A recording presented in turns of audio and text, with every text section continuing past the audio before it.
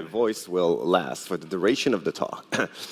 It's great to be back in my native Montreal and to be invited at NorthSec again. And I'm surprised by how many people showed up on a post-launch Friday afternoon, sunny, like in beautiful Montreal like this, to come hear about zero-knowledge technologies. It's funny because my first job when I graduated here was for a company called Zero Knowledge Systems back when we used to party like in 1999. And at the time, I was talking to a few people, and they always told me things like, why is this company called Zero Knowledge System? Like, that sounds stupid. Sounds like you don't know anything. Why would we work with you? And now it feels that almost 25 years later, where things as established as zero trust architectures and these type of things, then people get it. It's like, okay, we don't have to trust you, and then in this case, we don't have to trust you with our data. So privacy is back, a big comeback in the last few years. So that's been an interest of mine at the early stage of my career, and I'm happy to get back to it and try to provide more privacy, specifically in the world of online identities. So yeah, I've been in this field a lot. And in our team at Microsoft Research, we do things that are 5 to 10 years ahead of the product teams and try to explore technologies that could become practical and used to solve today's problems. And this is very much what we'll be discussing today. Okay, so when we say identity, that's one of the first things that may come to mind. If you live here in Quebec, you probably have one of these in your wallet. This is I got that from the SAQ website, so it's like it's a sample driver's license, and we use it, of course, to prove that we're allowed to drive. But it has a lot of other uses, and specifically, it's very common to say if you want to go walk into a bar or there's some alcohol, they need to ask you, okay, are you over 18? Sorry, over 21 is my new American mentality. So if you're over 18, and of course we just show our driver's license to do that. Of course, I'm providing way more information than I need to do when I do that, right? Because I'm actually showing my name, my address, a lot of information that the person asking doesn't need to know. But because this is an ephemeral transaction and the barman doesn't have photographic memory and won't record all this information in a log, it's fine for our personal day-to-day threat model. But when we're starting to migrate these identity credentials online, things are quite different, right? We'd be very kind of wary to present an electronic version of this credential to a website. And we've seen in the news, it's been discussed a lot that a lot of websites, they want to know, or they're enforced to check the age of their participants, social networks as well, and not just that, but all the other information that there are on your credential, state of residence or province of residence, these type of things. Okay, so let's imagine how that would work. So if in real life I would like to only be able to show that I'm over 21, what could I do? Well, I could take a marker pen and just cross out all the information that I don't want to share. And that's still authentic. The plastic of the card and the security protection is still intact. My face is still there. Let's just forget about the face identity for now. And now I just leave the date of birth. So it's like, okay, great. Now the person can let me in with a minimal set of information. But it's not actually quite minimal because I am disclosing more than the fact that I'm over 18. I'm showing my full date of birth, disclosing my age. And I should go a step further and just cross out the month and the day of my birth and just show the year and say, okay, now you're convinced I'm over 18. And I still need to show that this document is valid. So I can cross out the specific day and time of the validation period. But again, that's not minimal, right? The real minimal information is a Boolean. It's like yes or no, are you over 18? And that's what zero-knowledge type technologies can help us do. And just have an equivalent of just having a magic marker that says, yes, the date that I'm not disclosing to you is such that I'm over 18. So we know how to do that cryptographically. This problem has been it's been there for a long time. And we will see how we're going to apply that to this use case. But before we do that, let's get a little summary of how online identity works today. So there are two main types of identity credentials. We have X509 certificates, which have been around forever, and they haven't changed much in the last couple of decades. And these, you get them issued, there's associated private keys, so you can lock it in hardware in a very secure system, and you present it, and you can prove like, okay, I'm the person who I say I am.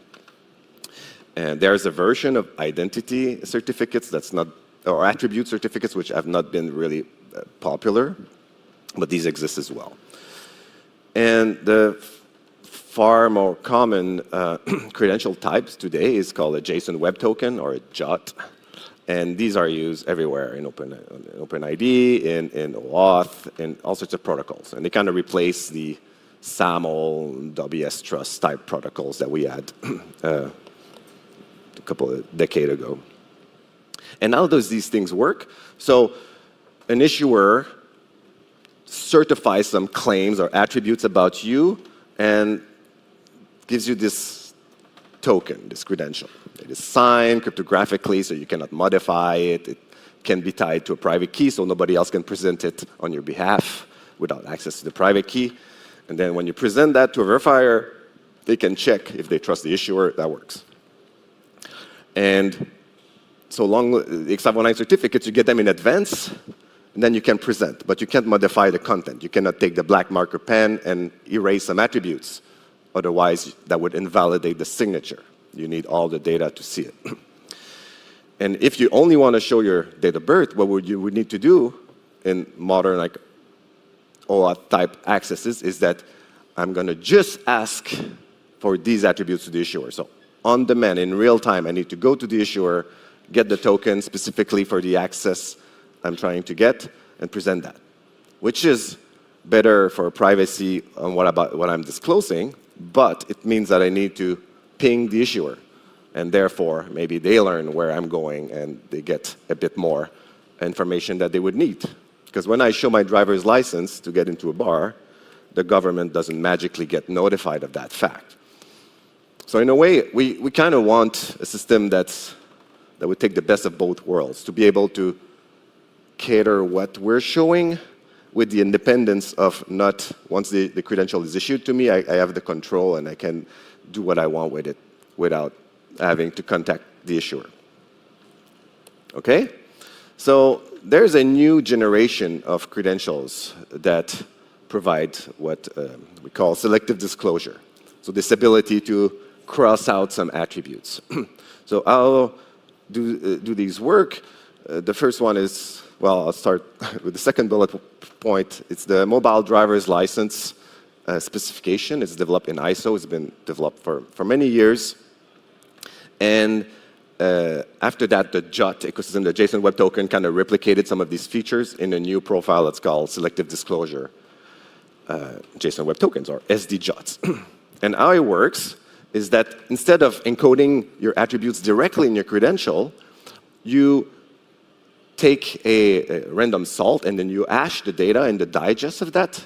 You encode in the credential. So what goes in your certified token is just gibberish. It's a bit like, you know, the password file. So you put your password that's not in clear what's on the server. It's a mix with some hash, with some salt, random salts to prevent brute forcing these values. And then when I want to present this token, what I do is, here it is. It's a certified set of gibberish by the issuer. I did not modify it. And by the way, attribute number 2 is my last name, and here's the pre-image and the salt that was used to create this value. So if I didn't know that, I would not be able to present it. And if I couldn't prove a wrong value because I would not be able to come up with a pre-image to that hash that would result in the same digest that's in the credential. So mDLs are being pushed a lot these days. I was trying to look at the state of deployments in Canada, and AMVA is the association, I forget the acronym, what it stands for, but you can see at this URL.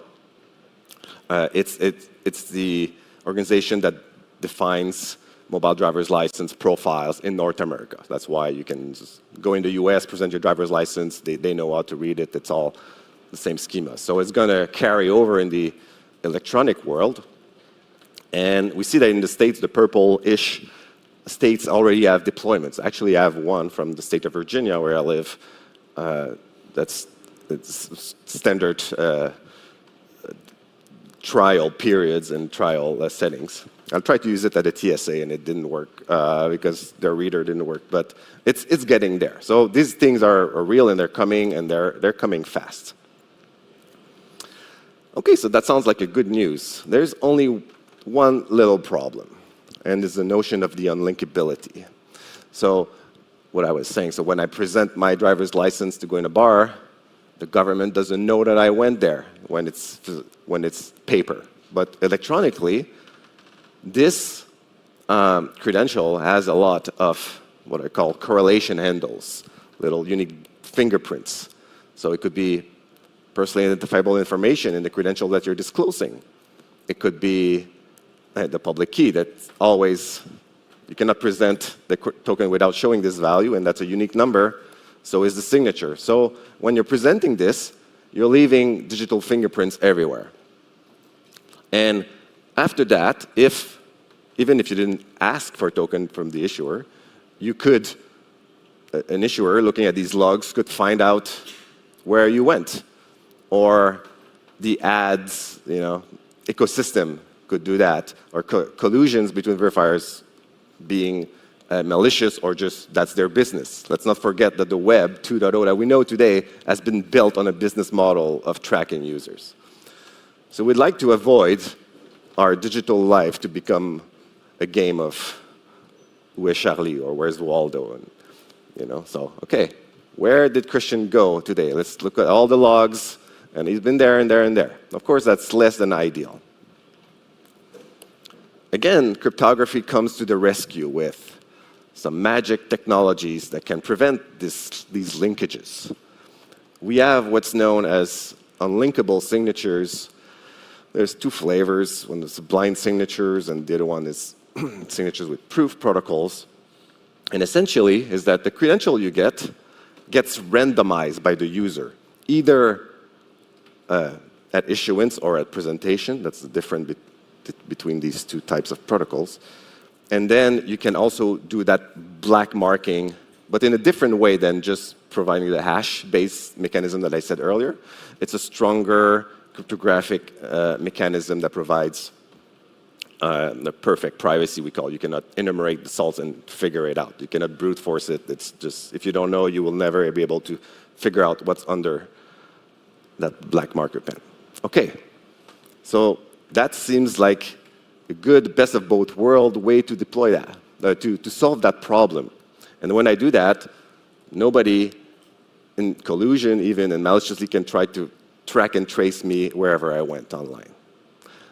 But again, the problem is, like cryptographers, we like to work in ideal systems that typically do not exist in real life. So deploying these things have been hard for the last 20 years, and nobody had great success. And mostly because the hardware requirements are not there, like the TPMs, the secure elements on the phones, they don't support these types of signatures. And changing the issuance infrastructures, like all the DMVs, that's like the SAQ equivalents in the US, that would be very difficult. So now let's switch gear a little bit. I'll talk about this new project that we've been working on to work on this assumption. So let's just assume we can't change any of these systems today. And what we're going to do is use these new types of zero-knowledge proofs to work on top of these existing credentials. And in a sense, so when a user, you get a credential of any of these types, you could create a proof that says something like, yeah, I'm over 18, or I reside in Virginia, or I work for this company. Any type of real true statements that you can make out of the claims that are encoded in the token, you're able to do with zero knowledge. The question is, how practical is it? Is it just science fiction, or can we actually deploy that in real life? And that's what our project is hoping to demonstrate. Okay, I don't want to scare anybody, but just a few kind of behind-the-scenes look of keywords of things that we're using. If you know what these things are, good. You might look and try to learn more about it. If you don't, then I hope you learned something. So, since the 80s, the zero-knowledge protocols have been, studied, and they were quite efficient until this new things called ZK snarks came about and really made things more practical and more efficient. And really, okay, so it's the very long acronym of a ZK snark. Zero knowledge means when you prove something, you don't leak more information. As my initial example, when I showed I'm over 18 by showing my date or my year of birth, I'm leaking information. I'm leaking my age. If I just prove a Boolean, I'm not leaking any more information. So that's zero knowledge part.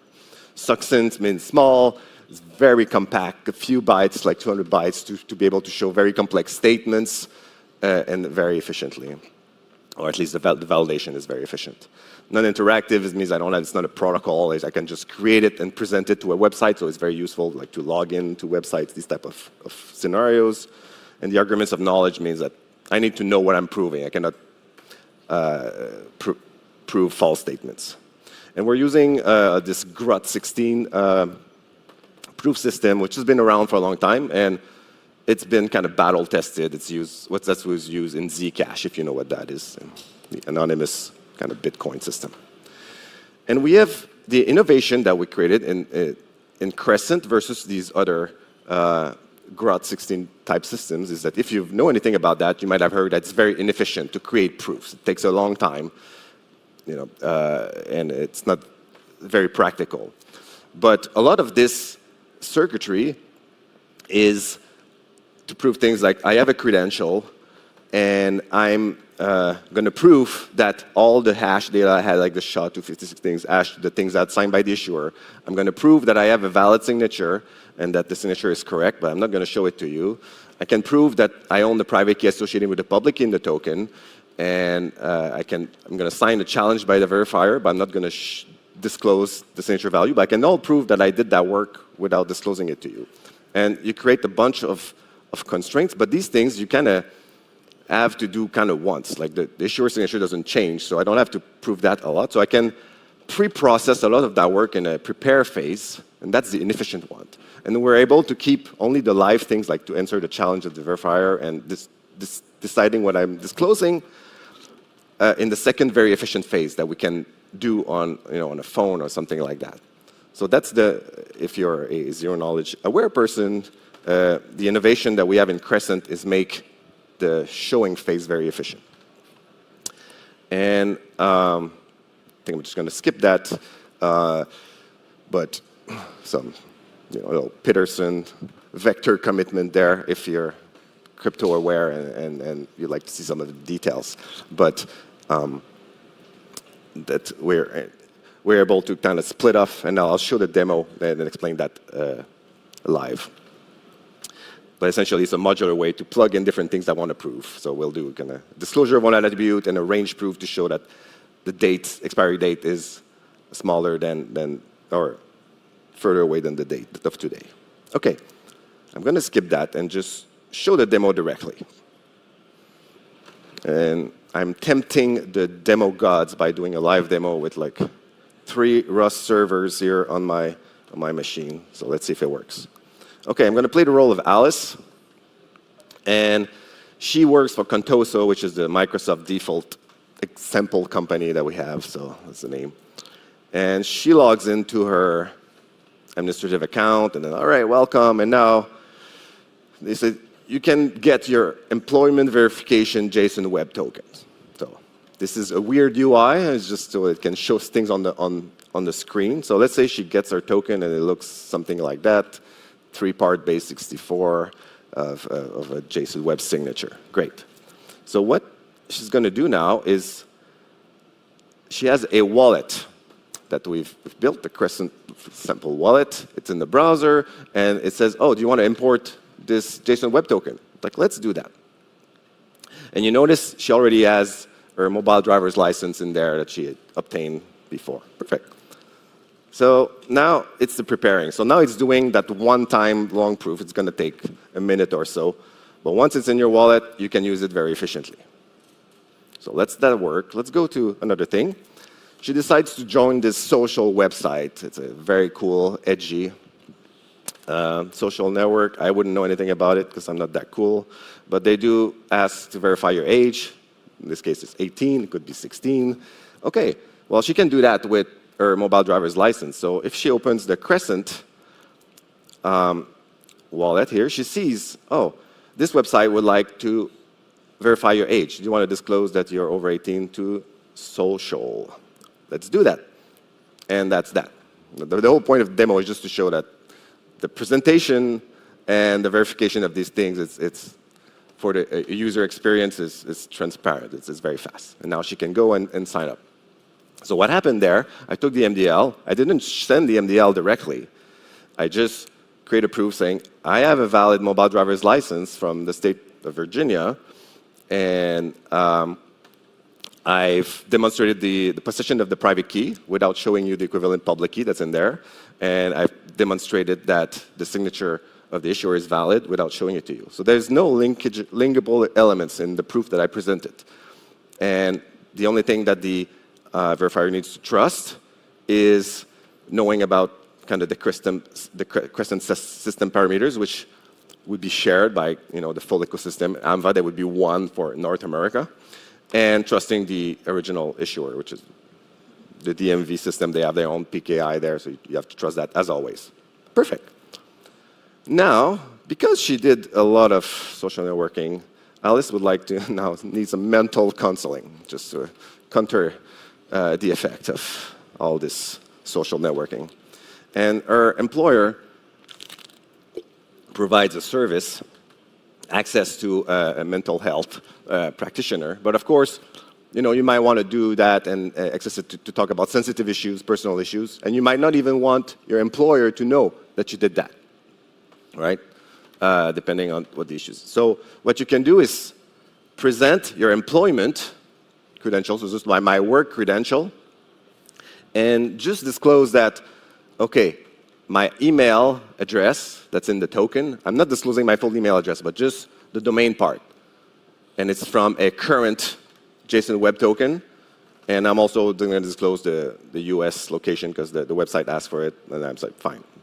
And then, again, I'm logged in immediately, and I don't have a relationship with this service provider. The only thing they know is that, oh, that's a current employee, so we can, as the contract we have with the employer, but I don't know which one of their employees, and even if the employer, IT admins and the verifiers admins get together and inspect all the logs, they would not be able to figure out that this is Alice. It's one of the many current employees of the company.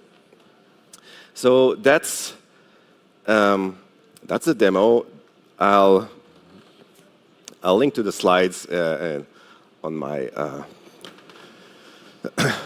on my socials afterwards. So if you want to get the details, but which I'm running out of time now. So I'm just going to open the floor for questions, if anything. So that's, in conclusion, that's coming technologies, these mDLs and all these things. And the interesting thing is, can we build the layer to have like the privacy that we would like as as a society on top of that? Thank you.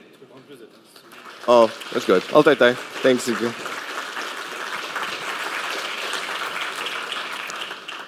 I'm happy to answer any questions. If any comments, yes. So there must be an expiry time, not even a day, because it should be short-lived when you present, because it's generated every time. So the question is your proof valid like forever, or is there an expiry date time to the proof that you're creating? Yeah, it's configurable as however you want as a deployer. So yeah, right now like we have a default of like 5 minutes or whatever, but it's a config that you set in your proof system. Yes? Second topic, the first phase, like you pre-compute, that phase is just build, valid, and it's a Yeah. it's a job. It has an expiration date. Yes. Okay. So the question is that prepare phase. How long lived can it be? Because it's at some point your token will be expired. You will not be able to create a valid proof. That's fine. So the prepare phase is valid forever because you're proving the signature of the issuer signed that. That's going to be true forever. And then when you try to present it, you will not be able to create a valid proof that it's not expired anymore because the today is like part of the second phase because that changes every time. So everything that's dynamic is part of that second phase. Everything that's static is in the first phase. And the good thing is that that's the long part. So we're able to pre-compute a lot of that very long thing, which only took a minute, on my laptop. But still, it's not a good experience to wait for a minute for a user experience. But the second phase is really instantaneous. Is there any ways to prevent people from like asking for too much information? Kayan, is there a way to prevent people to what? To prevent like service providers to just add like Ask things. Ask many things. Yeah. information. Like I feel that some people like Right. So the question is, how can we prevent relying parties or verifiers to ask for too many things? Like, I mean, we can't. It's just, that's their policy, right? It's just, you need to show us this to access. So, I mean, it's kind of a business problem. It seems like if privacy is important for people, and, a lot of companies are marketing privacy more and more these days. So it's going to be kind of a choice dictated by the ecosystem. What the system does is that the user has to explicitly kind of view what's being asked and agree to it and present these things actively. It's not behind the scenes in OAuth, like JWT tokens that you don't even know what's being disclosed. So at least there's a benefit, there's a user centricity to it. Question? Maybe. When you revoke access, yeah, okay. So the question is, how do you revoke access when somebody leaves the job? So the thing is, you only prove true statements about your current credential. So if the credential itself has a revocation mechanism, you would also need to kind of prove that you're not currently revoked based on that one. So in these examples, we don't. Well, like the mDL, I think their model is that they want to avoid that, and they want to have like monthly. Your driver's license is valid for 5 years, but you're going to have monthly renewal of these mDLs or things like that. So depending on how they revoke the classic token, we just follow that with these type of proofs. Yes. as that number decreases, you raise the likelihood of timing issue. There's no, because the two steps are separated right now, there's no communication in that second format, right? Yeah, so you're asking, if I may paraphrase, you're asking like timing correlation between getting a token and presenting it? Yeah, so now that's getting very nitty-gritty. I love these like analysis. So these are all kind of side channels that you can attack. If you really want to track somebody or a group of people, you can measure a lot of things. That's how the attacks on Tor and these type of things work. Like who gets in the network and who gets out, you can correlate a lot of that. So with these type of long-lived credentials, long-lived-ish, that's why you want to get it in advance and then use it as you need. So if you just request it and present it one way, that could leak information. But yeah, so we live in the real world, and there's a lot of ways that you can leak this type of data. At least what we're working on is that the crypto itself, the crypto wrapper of these tokens, do not leak anything. That's the best we can do in a practical manner here. And then the rest of the system, of course, needs to be built according to whatever threat model you're trying to achieve. Any other question? Was that a question? No? Understand, right? All right. Well, thank you, everybody, for your time. Enjoy the rest of the conference.